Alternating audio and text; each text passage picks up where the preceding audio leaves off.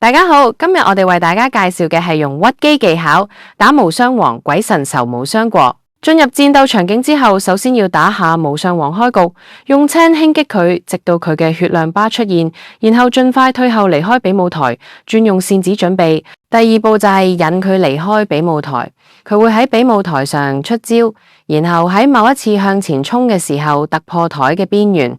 由於我哋目的係無傷，因此喺佢出招嘅時候，用扇出風牆阻擋，避免受傷。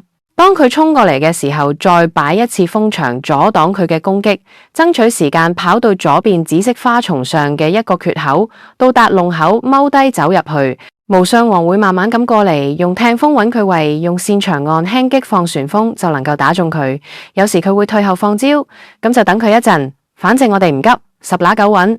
重複地就放旋風，就可以將佢嘅血全扣緊，完美完成無雙過。